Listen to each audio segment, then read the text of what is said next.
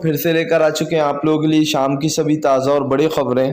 एक एक कर आपको सारी खबरों की जानकारी देंगे आज देश दुनिया में क्या कुछ हो रहा है। दरअसल दोस्तों, सबसे पहली जो बिग ब्रेकिंग निकल आ रही, ममता बनर्जी का मोदी सरकार के ऊपर बड़ा हमला। बोले भारतीय जनता पार्टी ने देश में गरीबी को चरम सीमा पर ला दिया। जी हाँ, पाकिस्तान और अब दोस्तों बांग्लादेश भी आ गए। इसके बारे में आपको विस्तार से बताएंगे। वहीं पर दोस्तों निहंग सिखों के कारनामे पर राकेश टिकैत ने दिखाई लाल आंख। बोले भारतीय जनता पार्टी किसान आंदोलन को बदनाम करना बंद कर दे। जी हाँ, आंदोलन खत्म नहीं करेंगे। इसके बारे में भी आपको विस्तार से बताएंगे। वहीं पर दोस्तों अगली बिग ब्रेकिंग में हम आपको बताएंगे राहुल गांधी को दोस्तों फिर से एक बार अध्यक्ष बनाने की मांग हुई तेज। राहुल गांधी बोले जो भी काम मिला है उसे हमने हमेशा दिल से किया है और दिल से ही करेंगे। इसके बारे में आपको विस्तार से बताएंगे।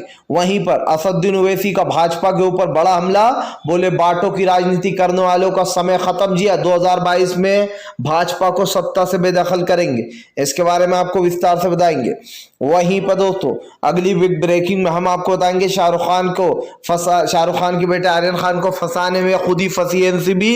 लोगों ने खड़े कर दिए कई सवाल। जी हाँ, इसके बारे में भी आपको विस्तार से बताएंगे। वहीं पर दोस्तों अगली बिग ब्रेकिंग में हम आपको बताएंगे दोस्तों मोदी का रावण वाला फोटो व्हाट्सएप पे लगाने पे दोस्तों आपको बता दे आशीष नाम के व्यक्ति को भेजा गया जेल। लोगों ने कहा यह है मोदी का लोकतंत्र, अब इनके बारे में कुछ बुरा लिख भी नहीं सकते ना बता सकते। इसके बारे में भी आपको विस्तार से बताएंगे।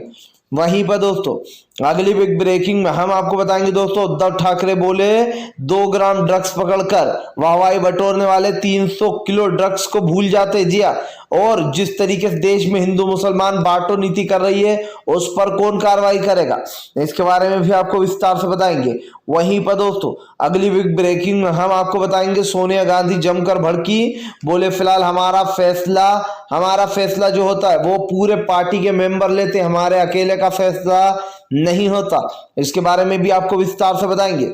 वहीं पर दोस्तों अगली बिग ब्रेकिंग में हम आपको बताएंगे संजय सिंह ने घेरा योगी आदित्यनाथ को। बोले उत्तर प्रदेश में पूरी तरीके से करप्शन चल रहा है। जी हाँ, अस्पतालों में करप्शन, पढ़ाई में करप्शन, हर जगह करप्शन चल रहा है। इसके बारे में भी आपको विस्तार से बताएंगे। वहीं पर दोस्तों जयंत चौधरी का साथ मिला किसानों को। बोले किसानों का आंदोलन हमेशा से खत्म करना चाहती है भाजपा, लेकिन जिसने भी हत्या की है उन सब पर जो है यहाँ पर कार्रवाई होना चाहिए। दरअसल दोस्तों एक और निहंग सिख को पकड़ा गया है, इसके बारे में भी आपको विस्तार से बताएंगे। वहीं पर दोस्तों अगली बिग ब्रेकिंग में हम आपको बताएंगे दोस्तों, जी दरअसल आपको बता दें योगेंद्र यादव भड़के। बोले फिलहाल भारतीय जनता पार्टी कृषि कानूनों को लेकर हमेशा से ही खिलाफ है, अब वो नया कारनामा करने वाली यानी कि दोस्तों किसानों के खिलाफ कोई नई साजिश रची जा रही है जिसका जल्दी खुलासा होगा। इसके बारे में भी आपको विस्तार से बताएंगे। वहीं पर दोस्तों संजय रावत का मोदी सरकार के ऊपर बड़ा हमला। बोले फिलहाल भाजपा जो करती है वो कहकर बताती है, बार बार ढिंढोरा पीटती है, लेकिन हम करोड़ों रुपए की ड्रग्स पकड़ना लेकिन ढिंढोरा नहीं पीटा 2 ग्राम की तरह। इसके बारे में भी आपको विस्तार से बताएंगे। तो सारी खबरें दोस्तों एक एक कर देंगे। फिलहाल फिर चलिए बढ़ते हैं सबसे पहली और सबसे बड़ी खबर की ओर। दरअसल दोस्तों आपको बता दें राहुल गांधी का केंद्र सरकार के ऊपर बड़ा हमला। बोले फिलहाल भारतीय जनता पार्टी किसानों की बात ना सुनकर अपना सबसे बड़ा नुकसान कर रही है। राहुल गांधी ने कहा कि हमें तो जो जिम्मेदारी मिलती है हम उसको दिल से निभाते हैं। दरअसल दोस्तों राहुल गांधी ने इसी में अपने अध्यक्ष पद की भी बात कर डाली। राहुल गांधी ने कहा कि जो भी जिम्मेदारी पार्टी देती है उसको हम दिल से करते हैं, लेकिन भारतीय जनता पार्टी पीएम नरेंद्र मोदी अपने पद पर होकर भी अपने पद का दुरुपयोग कर रहा है। राहुल गांधी ने कहा कि किसान लगातार 1 साल से बैठे हुए हैं, किसानों की बात सुनने के बजाय किसानों को कुचल दिया जाता है, टायर के नीचे ले लिया जाता है, उसके बाद भी इनके ऊपर कोई कार्रवाई नहीं होती। अभी तक दोस्तों आपको बता दें अजय मिश्रा का इस्तीफा नहीं लिया गया है। इसके बाद से दोस्तों ये साफ हो जाता है कि भारतीय जनता पार्टी अजय मिश्रा का जो इस्तीफा है वो नहीं लेना चाहती था। दूसरी तरफ राहुल गांधी ने कहा है कि हमारी लड़ाई जारी है, जब तक के अजय मिश्रा का इस्तीफा नहीं लिया जाएगा तब तक कृषि कानूनों के खिलाफ और किसानों के समर्थन में राहुल गांधी जो है प्रदर्शन करते रहेंगे। राहुल गांधी ने बताया कि जो घटना हुई वहां पर दोस्तों सिंधु बॉर्डर पर, उसको लेकर भी राहुल गांधी ने आपत्ति जताते हुए कहा कि इस तरीके की घटनाएं नहीं होना चाहिए और इसकी निष्पक्ष जांच होना चाहिए। जिसने भी ये किया है उसको सजा मिलनी चाहिए क्योंकि वो दोषी है।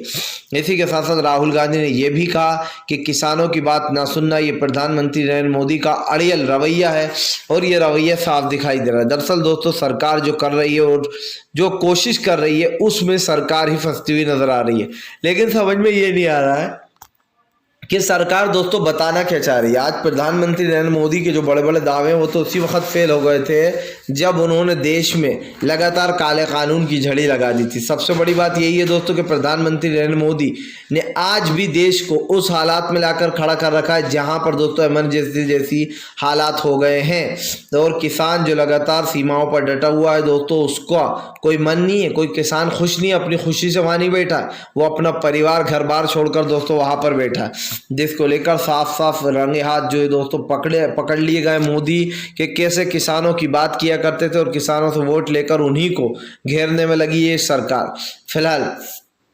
खैर चलिए हम बढ़ते हैं दोस्तों एक और अगली बिग ब्रेकिंग की तरफ। बता दोस्तों अगली जो बड़ी खबर निकल कर आ रही, राकेश टिकैत ने दिखाई लाल आंख, बौखला गए प्रधानमंत्री नरेंद्र मोदी। दरअसल दोस्तों किसान नेता राकेश टिकैत का कहना है कि किसान आंदोलन को बदनाम करना बंद कर दे सरकार, अब इसमें कोई नया ट्विस्ट आने वाला है। राकेश टिकैत ने कहा कि ये जो हत्या हुई है ये ऐसे ही नहीं हुई है, इसमें जरूर भाजपा की कोई नई चाल है और वो षड्यंत्र रच रही है। दरअसल दोस्तों किसान नेता राकेश टिकैत को लगता है कि ये भाजपा की चाल है और वो जरूर कुछ ना कुछ चाल के तहत ही ये सब कुछ कर रही है। दोस्तों इस बात को झुटलाया नहीं जा सकता कि भारतीय जनता पार्टी कुछ ना कुछ कर जो यहाँ पर अपने आप को बचाने की कोशिश करेगी। इसका मतलब क्या है दोस्तों कि बीजेपी का इस हत्या से कुछ ना कुछ लेना देना है। राकेश टिकैत सीधे सीधे संकेत दे रहा है कि भारतीय जनता पार्टी अब इसके जरिए किसान आंदोलन को बदनाम करना चाहती है और वो जानबूझकर ऐसी चीजों को जो यहाँ पर बढ़ावा दे रही है। आपको बता दें राकेश टिकैत ने कहा कि अभी 2 दिन रुको, सरकार कुछ नया बम फोड़ने वाली, कुछ नया धमाका करने वाली है। राकेश टिकैत ने कहा कि अगर सरकार से कुछ गलती हो जाती है तो क्या वो अपना इस्तीफा दे देती है। ऐसे ही कृषि कानून के खिलाफ कई लोग कई मोर्चे बैठे हुए हैं, अब उसमें कौन सा इंसान आकर उस मोर्चे में घुस जाता है, इसकी जिम्मेदारी किसानों की नहीं है और ना ही किसान इसका जिम्मेदार है। जिसने सजा की है, जिसने जुर्म किया है उसको सजा मिलनी चाहिए, उस पर कार्रवाई होनी चाहिए और हम पुलिस का पूरा सहयोग करेंगे। पुलिस को जो भी हमारी मदद लगेगी हम देने को तैयार हैं।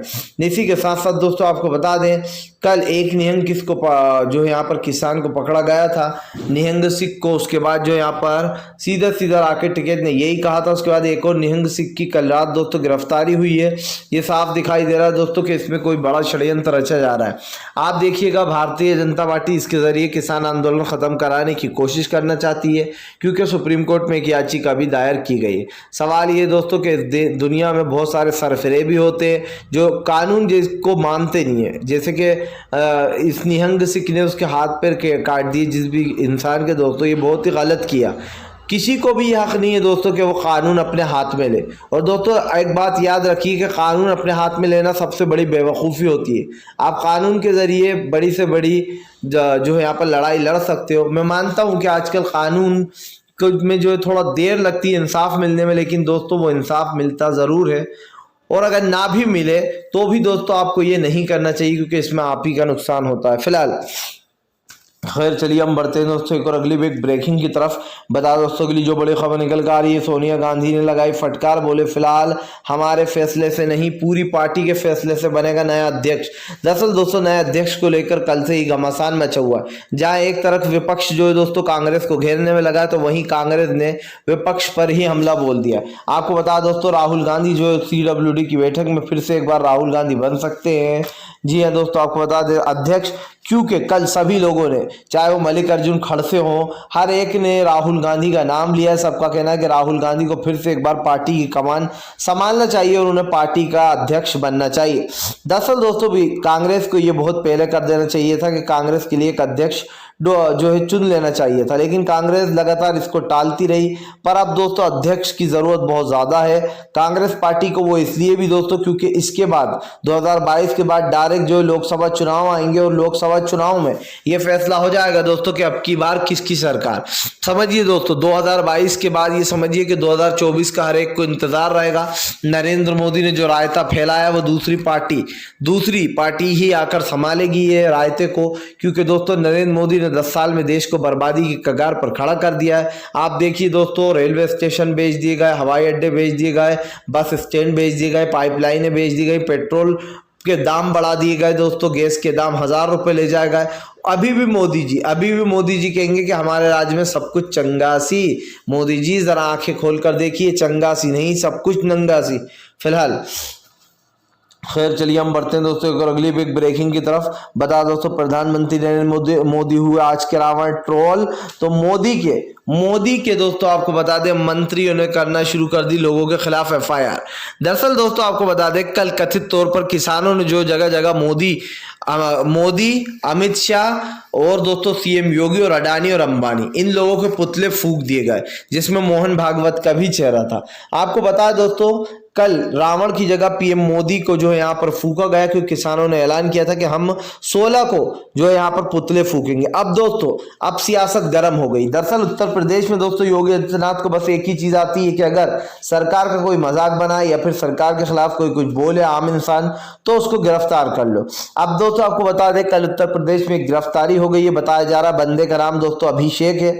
अभिषेक ने दोस्तों आपको बता दें योगी आदित्यनाथ की एक फोटो लगाते हुए, यानी कि एक रावण की फोटो लगाते हुए व्हाट्सएप पर लिखा के देखिए कैसे जगह जगह प्रधानमंत्री नरेंद्र मोदी, गृह मंत्री अमित शाह और जो यहाँ पर दोस्तों मोहन भागवत, अडानी, अंबानी इन लोग का पुतला जलाया जा रहा है। उस पुतले में दोस्तों यानी कि उस रावण में उन रावण के मुंडों में मोदी, अमित शाह, अडानी, अंबानी और जो है दोस्तों आपको बता दें जो यहाँ पर योगी आदित्यनाथ इन लोग के फोटो लगे हुए थे, जिसको लेकर दोस्तों अभिषेक ने ये फोटो अपने व्हाट्सएप पर लगा दी और कैप्शन डाल दिया, जिसके बाद दोस्तों आपको बता दें अभिषेक की गिरफ्तारी हो गई। लोगों ने कहा कि ये है प्रधानमंत्री का नया भारत, जहां पर अगर प्रधानमंत्री के बारे में बुरा बोल दोगे तो उनके FIR हो जाएगी, अगर प्रधानमंत्री के बारे में कुछ लिख दोगे तो FIR हो जाएगी। समझिए दोस्तों प्रधानमंत्री नरेंद्र मोदी अभी 2 दिन पहले नाटक कर रहे थे, ये कह रहे थे कि आजकल लोगों ने मेरी आलोचना करना बंद कर दिया है। हाँ आजकल मुझे मजा नहीं आ रहा, अच्छा नहीं लग रहा, लोग मेरी आलोचना नहीं कर रहा। अरे मोदी जी आप कितने बड़े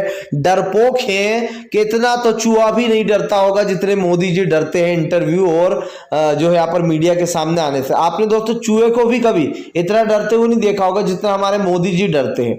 मोदी जी कहते हैं कि भैया आजकल लोगों ने आलोचना बंद कर दी, ये लीजिए आलोचना क्या, इस बंदे ने तो सिर्फ बेचारे ने एक फोटो ही अपने व्हाट्सएप पर लगाया अभिषेक ने और सिर्फ ये कहा कि जगह जगह देखिए मोदी जी का विरोध हो रहा है। ऐसा तो है नहीं कि उसने फोटो बना दिया, उसके बाद भी बेचारे की गिरफ्तारी कर ली गई। अब समझिए दोस्तों ना लोगों को मुंह खोलने दिया जा रहा है और मोदी कहते हैं कि हमारे देश का लोकतंत्र मजबूत हो रहा है। किधर से हो रहा है, किस हिसाब से लोकतंत्र मजबूत हो रहा है, ये ना दोस्तों आप समझ पा रहे हैं ना ही ये हम समझ पा रहे हैं। प्रधानमंत्री नरेंद्र मोदी अपने ही मन में लगता है एक दुनिया बसा कर बैठे हुए हैं जहां पर उन्हें लगता है लोकतंत्र सही चल रहा है, दुनिया सही चल रही है, अगर मैं पेट्रोल 200 रुपये लीटर कर दूंगा तब भी सब सही चल रहा है। मोदी जी का हाथ पे लटक जाएंगे, बिल्कुल बुढ़वा हो जाएंगे, तब भी उन्हें लगेगा सब कुछ सही चल रहा है। यानी कि हमारे देश का प्रधानमंत्री अपनी ही दुनिया में जी रहा है। फिलहाल खैर चलिए हम बढ़ते हैं दोस्तों एक और अगली बिग ब्रेकिंग की तरफ। बता दोस्तों अगली जो बड़ी खबर निकल कर आ रही है, उद्धव ठाकरे ने मोदी का हिंदुत्व का सारा नशा उतार दिया,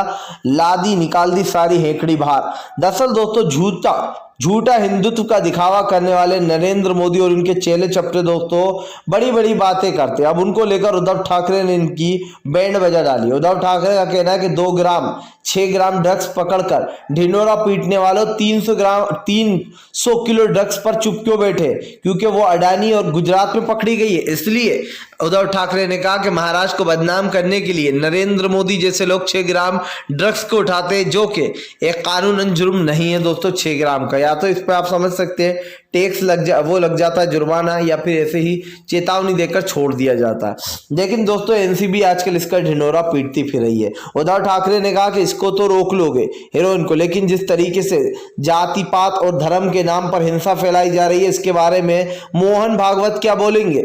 जी हाँ, मोहन भागवत कुछ बोलना चाहेंगे। दरअसल मोहन भागवत के एक बयान पर उद्धव ठाकरे भड़क गए, जहां पर मोहन भागवत ने कहा कि ये लड़ाई जो है मारपीट का नहीं बल्कि जो यहाँ पर दिमाग से लड़नी चाहिए।